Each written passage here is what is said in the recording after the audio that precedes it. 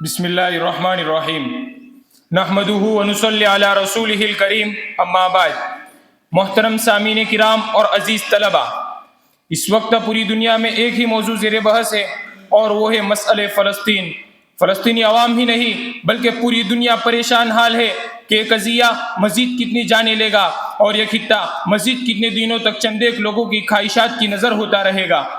تو سب سے پہلے میں اس جنگ میں اپنوں اور بیگانوں کا کردار اور بے شمار چھپے ہوئے پہلوؤں کو اجاگر کرنے جا رہا ہوں تاکہ ایک مکمل منظرنامہ آپ کی نظر میں ہو اور آپ کے ذہن میں ہو کہ مسئلہ فلسطین کو لے کر پچھلی کئی دہائیوں سے کیا چل رہا ہے، اور تاکہ موجودہ صورتحال کو سمجھنے اور اس کا نتیجہ نکالنے میں آسانی ہو۔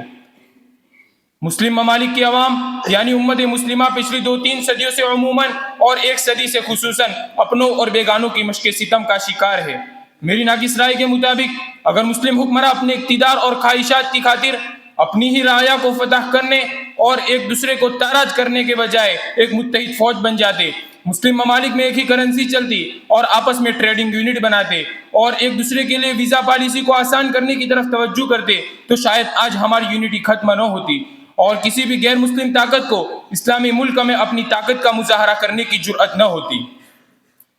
فلسطین و اسرائیل کی حالیہ جنگ پر بات شروع کرنے اور دشمنوں کو کوسنے سے پہلے اگر اپنوں کی کرم نوازیوں اور امت مسلمہ پر اپنوں کی مہربانیوں کے موضوع پر کچھ عرض نہ کیا گیا تو ممکن ہے کہ بات ادھوری رہ جائے۔ سعودیہ کے شریف مکہ کی نادانیہ، ترک کے کمال اتا ترک کی ریشہ دوانیہ، مصر میں محمد مرسی کی حکومت کا خاتمہ، اخوان کے ہزاروں کارکنان کا قتل، جمال عبد الناصر کے ظلم و ستم، پاکستان میں دور پرویز مشرف میں اسلام پسندوں کا قتل عام، عراق، ایران اور کویت کی بے فائدہ و بے نتیجہ جنگ، شام میں حافظ الاسد اور بشار الاسد کا اقتدار کی لالچ میں شام کو میدان جنگ بنانا، فلسطین کے قضیے میں ترکی کی اسرائیل کے ساتھ ٹریڈنگ اور سعودیہ کا اسرائیل کے ساتھ نرم رویہ، کس کس کا رونا رویا جائے۔ بدقسمتی سے ہماری نا اتفاقی نے بے یقینی کی جو صورتحال امت مسلمہ پر طاری کی ہے اور دشمنان اسلام کو اس سے جو فائدہ ہوا ہے وہ تاریخ کا ایک تاریک ترین باب ہے۔ الغرض دوستو، اب ہم فلسطین و اسرائیل کی جنگ کی جانب رجوع کرتے ہیں تو فلسطین نے اسرائیل پر حملہ کر کے ثابت کر دیا کہ جب کوئی قوم مرنے کا فیصلہ کر لیتی ہے تو زندگی اس کے قدموں سے لپٹ جاتی ہے اور موت کو سے دور بھاگنے لگتی ہے۔ اس کا اندازہ اس بات سے بھی ہو سکتا ہے کہ امریکی وزارت دفاع کے ایک اعلیٰ عہدیدار نے امریکی بحری بیڑے پر کیے جانے والے شہیدی حملے کے بعد کہا تھا کہ ہمارے پاس مستقبل میں ہونے والے کسی ایسے حملے کا کوئی توڑ نہیں۔ اسی طرح اسرائیل کا ملعون وزیر اعظم بھی فلسطین میں کیے جانے والے شہیدی حملے کی بات یہ کہنے پر مجبور ہو گیا تھا کہ میں دنیا کے سارے ممالک کو چیلنج دیتا ہوں کہ وہ ان حملوں کے خلاف کچھ کر کے دکھائے، بھلا ہم کیسے مقابلہ کر سکتے ہیں ان لوگوں کا جو موت کو اتنی زیادہ عزیز رکھتی ہو۔ گویا انہوں نے اس بات کا عملی ثبوت دے دیا کہ ہم لبوں پر آیت قرآن سجا کر نکلے ہیں، وطن پر مرنے مٹنے کا لیے ارمان نکلے ہیں، اگر زمانہ تلا ہے جان لینے پر تو کیا ڈرنا، ہم بھی ہتھیلی پر اپنی جان سجا کر نکلے ہیں۔ اور میں جانتا ہوں کہ دشمن بھی کم نہیں، پر ہماری طرح جان ہتھیلی پر تھوڑی ہے۔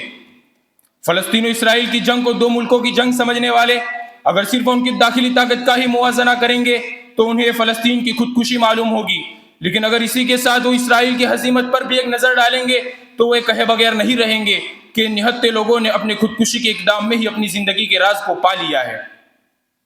اسرائیل کی جانب سے ان کی زمینوں پر قبضے، بیت المقدس میں نمازیوں پر اندھادھند فائرنگ، اپنے بچوں کی قربانی، بغیر کسی وجہ کی گرفتاری، آخر کہاں تک برداشت ہو سکتا تھا؟ جس طرح دنیا کے دیگر ممالک میں لوگوں کو اپنے ملکوں میں آزادی کے ساتھ رہنے کا حق ہے، اسی طرح فلسطینیوں کو بھی ہونا چاہیے،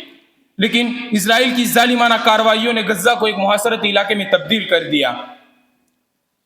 بے روزگاری، بھوک مری، ضروریات زندگی کے فقدان اور ہر جگہ سے کی گئی ناکہ بندی نے انہیں مجبور کیا کہ وہ اب اٹھ کھڑے ہو، لہٰذا وہ ابتدا میں کسی قسم کا کوئی ہتھیار نہ ہونے کے باوجود یہ کہتے ہوئے اٹھ کھڑے ہوئے کہ کیا رکھا ہے بھلا ان تیر و تلوار میں، دھار ہوتی ہے تو صرف مرد کے وار میں، مال و دولت سے ہتھیار لے لوں گے تم پر کلیجے نہیں ملتے بازار میں۔ اور انہوں نے اس بات کا اعلان کر دیا کہ ہمیں بربادیوں کی دھمکیاں ہر ایک دیتا ہے، کبھی بارود مسجد پر کبھی بم پھینک دیتا ہے، ہم لوگ حسینی ہے ہماری داستہ کربل سے پڑھ لینا، جو ہم سے جنگ کرتا ہے وہ گھٹنے ٹیک دیتا ہے۔ لیکن دلچسپ بات یہ ہے کہ فلسطینیوں کے اس حملے کو کچھ لوگ دہشت گردانہ کارروائی قرار دے رہے ہیں، انہیں میں ہمارے پردھان سیوک صاحب اور ان کے حواری بھی ہے۔ 7 اکتوبر جیسے یہ خبر آئی کہ فلسطین نے اسرائیل پر حملہ کر دیا ہے تو سنتے ہی ہمارے پردھان سیوک صاحب نے اسرائیل کی حمایت کا اعلان کر دیا، گویا وہ اس بات کے منتظر تھے کہ کیسے نیتن یاہو سے اپنی قربت کا اظہار کرے اور کیسے مسلمانوں کے دشمنوں کی حمایت کر کے ملک میں پولرائزیشن کی سیاست کر سکے۔ لیکن اسرائیل کی حمایت کا اعلان کر کے پردھان سیوک صاحب نے اپنے پیروں پر ہی کلہاڑی مار لی ہے۔ جس طرح اسرائیل کی حالت ہے وہی چین کی ہے۔ اسرائیل فلسطین کی زمینوں پر قبضے کیا جا رہا ہے اور چین ہماری زمینوں پر قبضے کیے جا رہا ہے، لیکن اس کا مطلب یہ ہوا کہ پردھان سیوک صاحب چین کے اقدام کی بھی حمایت کر رہے ہیں، لیکن ہمارے پردھان سیوک صاحب کو اس سے کچھ لینا دینا ہی نہیں۔ ان کے نزدیک اگر اسرائیل کی حمایت کے ذریعے مسلمانوں کی مخالفت کا پیغام بختوں میں جاتا ہے تو یہ ان کے سیاسی ایجنڈے کے لیے کافی ہے۔ الغرض فلسطینیوں کی مزاحمت اور اسرائیلیوں کے مظالم دونوں ساتھ ساتھ جاری ہے، لیکن اگر عالمی برادری یہ سمجھتی ہے کہ بغیر کسی انصاف پر مبنی آبرومندانہ تصفیے کے مسئلہ حل ہو جائے گا تو وہ احمقوں کی جنت میں رہتے ہیں۔ یہ بات درست ہے کہ امریکہ، برطانیہ اور دیگر مغربی ملکوں کی حمایت سے اسرائیل اب تک غالب رہا ہے، لیکن یہ بھی درست ہے کہ بے پناہ قربانیوں کے بعد بھی فلسطینیوں نے اپنی شکست تسلیم نہیں کی۔ اور ہاں، فلسطین غلام نہیں، فلسطین اگر غلام ہوتا تو غزہ کا بچہ بچہ تل ابیب کے یہود کے ٹکڑوں پر پلتا اور بیت المقدس کی مقدس بیٹی حیفا کے بازاروں میں بکتی، لیکن آج فلسطین کا بچہ بچہ بیٹی بیٹی اسرائیل کی توپوں کے سامنے ہاتھوں میں پتھر لے کر کھڑے ہو کر یہ نعرہ لگا رہے ہیں، حق ہے ہمارا آزادی، لے کر رہیں گے ہم آزادی۔ ارے تو کیسے نہ دے گا آزادی، تیرا باپ بھی دے گا آزادی۔ رہ گئی عرب اور دیگر اسلامی ملکوں کی بات،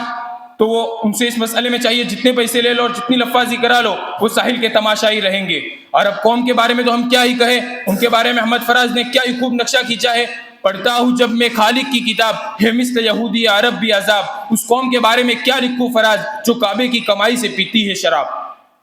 اسی طرح فلسطین و اسرائیل جنگ میں 1.5 سال ہونے کو ہے، لیکن ابھی بھی یورپ کا مرد بیمار سلامتی کونسل میں کھڑا ہو کر دھمکیاں ہی دے رہا ہے۔ اب ہم ان کے بارے میں اور کیا ہی کہہ سکتے ہیں، بس یہی دعا کر سکتے ہیں کہ اللہ ان کو سمجھنے کی توفیق عطا فرماوے۔ اب آخر میں ہم شہید یحییٰ سنوار کی شہادت پر کچھ اشعار عرض کرنا چاہیں گے۔ وہ ایک مرد مجاہد تھا، وہ ایک بندے مومن جو لڑ رہا تھا حق کے لیے ڈٹ کے رات اور دن۔ اس کی لڑائی دین مصطفیٰ کے لیے تھی، اپنی زمین اور مسجد اقصیٰ کے لیے تھی۔ وہ آزاد فلسطین کا سپنا سجائے تھا، وہ شخص اپنی جان کی بازی لگائے تھا۔ مر مٹ رہے تھے دین کی خاطر تمام لوگ، برسوں سے پی رہے تھے شہادت کے جام لوگ۔ افغان و فلسطین کے یہ مجاہد کربل کے بعد اپنی طرح کی گواہی، ان کی شہادتوں کو بلایا نہ جائے گا، یہ دین مصطفیٰ ہے مٹایا نہ جائے گا۔ آمین۔ وآخر دعوانا الحمدللہ رب العالمین۔